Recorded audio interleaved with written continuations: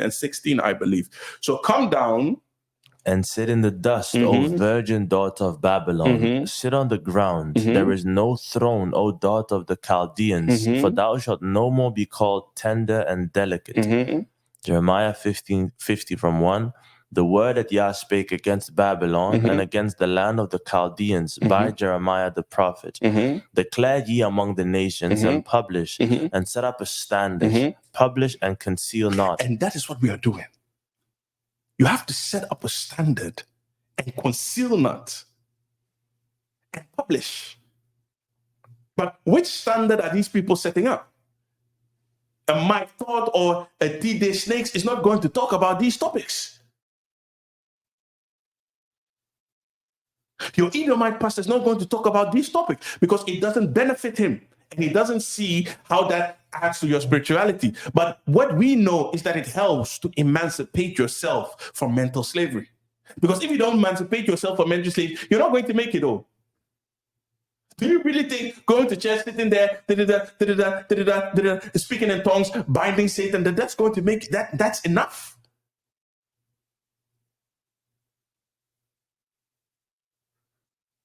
When Daniel wanted to open the books in Exodus, he says that seal them to the end of time. Now is the times. We must go deeper. When the pastor says, go deeper, go. This is the type of depth that they are talking about. That you're able to place the Bible in concept and that it becomes a holistic approach to better your life. Not for you to think that spirituality is living in a cloud. Yeah, I don't care about this because Jesus and the blood. That is foolishness. So standard, publish, and conceal not. Babylon is taken, Bel confounded, and shall be broken into pieces, and the idols are confounded. Her images are broken in pieces. The burden of Babylon, Isaiah 13, verse 1. Howl ye, in verse 6, for the day of Yah is at hand. It shall come as a destruction from the Almighty. And that's what we are doing. We must howl. The howl is the sound that the wolf makes.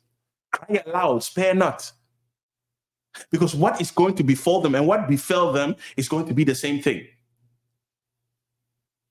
Give me verse 19. And Babylon, the glory of kingdoms, the beauty of the Chaldeans' excellency, shall be as when Elohim overthrew Sodom and Gomorrah. Dus wordt helemaal platgeslagen, even to nothing. So the interesting thing is that when you start to carefully look at the prophecy of Jeremiah, you will see that his prophecy was actually twofold. 51 verse 60.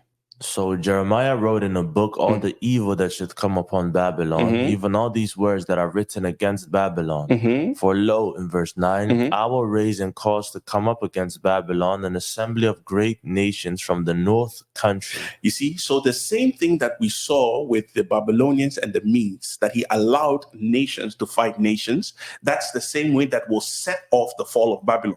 So you often see the tension between America, between Russia, between China. It is what? Because they have to start before Elohim can expedite the process. And these things will not happen after the church has been so-called whisked away. Yeah? Because what you need to understand is that these are the happenings of Revelation 17, 19. Your so-called coming down of Jerusalem or going up isn't up until, I believe, 21. So ask yourself the question, what have you been taught in church?